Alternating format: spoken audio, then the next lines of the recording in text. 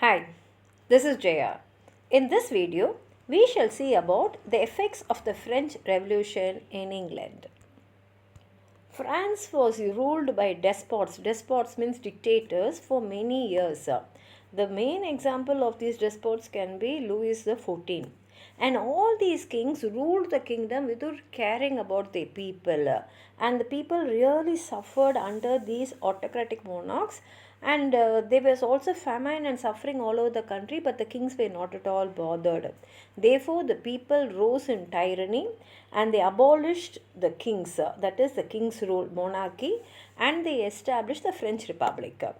Now, this abolition of the monarchy, that is the king's rule, and establishing people's rule, that is French Republic, is called as the French Revolution. Now, this French Revolution started in 14th July 1789 by breaking the state prison in Bastille, and it followed and ended with beheading King Louis XVI and his queen, and Napoleon became the Emperor of France in May 1804. In 1793, England was forced to declare war on these people, on the French Revolution, because these French revolutionary rulers, they said that whichever nation is willing to follow their example, that is to overthrow the kings and bring the people's rule, they are willing to offer them help. And the war started and continued up to the Battle of Waterloo and ended in 1815 with Lord Wellington defeating Napoleon. And this war took place for 20 years and it had a very lasting effect on England. The most important effect was the huge national debt. That is, they had borrowed a lot of money, and it is said that they had borrowed nearly 1,000 million pounds, and therefore they had to pay a lot of interest. Now, the population of England was only 19 million, but the amount they had borrowed was 1,000 million, and the interest itself was very huge, and therefore to repay the tax, they had to raise the tax loan. That is, they had to repay this loan, they have to pay the interest and all that. So they started taxing the people with 74,000 million in 1815. Now, what happened is there were only 19 million people in the country. Then imagine how much tax each one had to pay. But there was peace after the war because the prices of coal and iron fell down. But what happened is many men who were employed in this iron and coal factories were sent out of their jobs. And because they signed the peace treaty, 500,000 soldiers and sailors, these people, the soldiers and sailors, were directly involved in the war.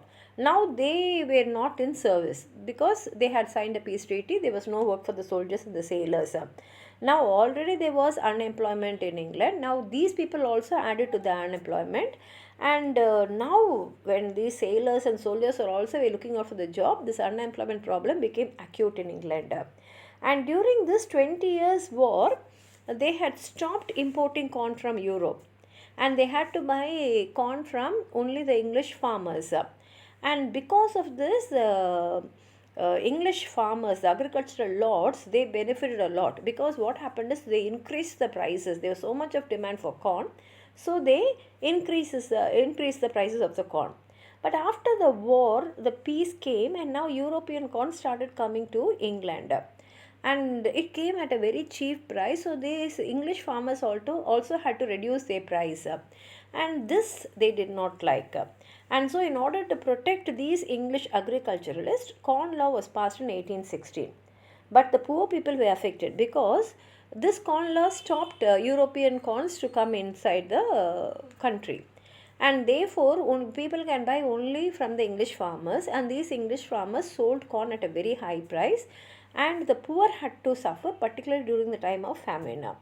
And in order to relieve these poor people from the suffering, the Anti-Corn League was formed. And the person who was responsible for the repeal of the corn law was Prime Minister Robert Peel, and he repealed the corn law in 1846.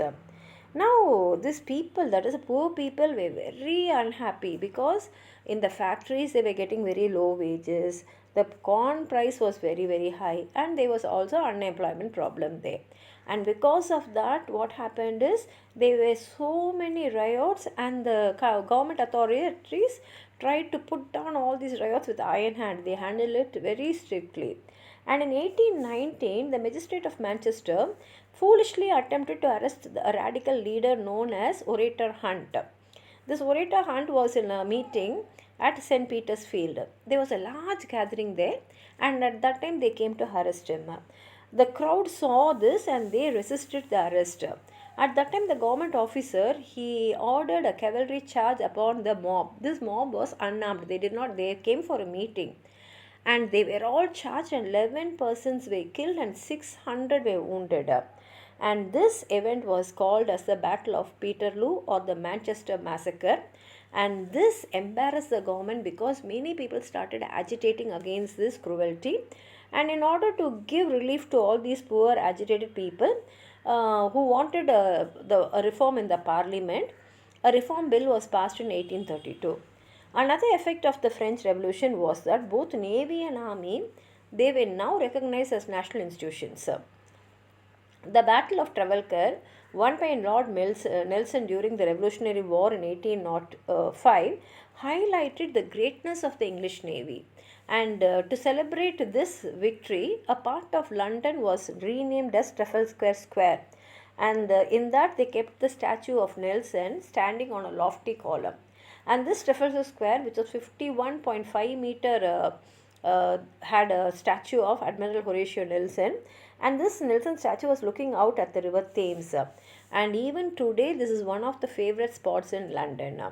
And actually, that was a place, why they kept the statue there is, that was a place where all these marches and rallies in the capital all came to an end. And with the victory of Lord Wellington at Waterloo in 1815, where they defeated the army also became very, very popular. And now they built houses for the troops, that is for all the soldiers. Till then, these soldiers all were living in a very ordinary, in a miserable places, but now they got recognition, and now the civilian population and the soldiers, both of them are very, very happy with it. Not only that, the French Revolution also inspired many English writers to write their best known works. One among them is Edmund Burke, who wrote his Reflections on the French Revolution. And in that, he has questioned about the propriety of the action of the revolutionaries in doing away with the monarchy and making the National Assembly all powerful. And he expressed his opinion saying that the defective institutions of the old regime should not be destroyed, it should have been reformed.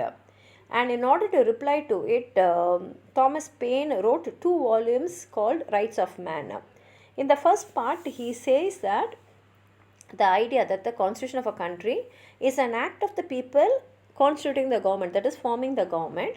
And when there is no written constitutional government, it will become a tyranny. The ruler will become a tyrant. And he has explained, justified the French Revolution, and he also traces the circumstances declaring the rights of man by the National Assembly. And in the second part of the book, he has given a lot of proposals to improve the condition of Europe and England. And these proposals in those days, they were considered very revolutionary.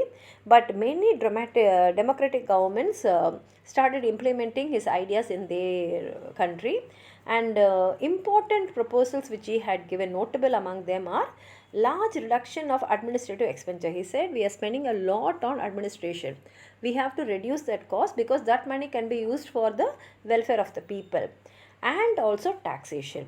And he said that we have to give provision for the aged people, family allowances, and allowances for the education of the poor, maternity grants, funeral grants, and a graduated income tax, and limitation of armaments by treaty. That is, you have to sign peace treaty with all the other neighboring countries. Therefore, we can avoid war. And when there is no war, there is no need for armaments, and the expenditure which you are spending money on that armaments can be used for the welfare of the country. Now, another important work which was inspired by this famous French Revolution is by Thomas Carlyle, because he has some partial view of revolution. He says that there is definitely oppression of the poor because of this. But at the same time, revolution has caused many good things, and he writes about many historical figures, portraits about them like Mirabeau, Lafayette, Danton, and Rosberrin. And another important work about which was influenced by French Revolution is Charles Dickens' A Tale of Two Cities. And in this book, Charles Dickens gives a true picture of Paris and London during the French Revolution time.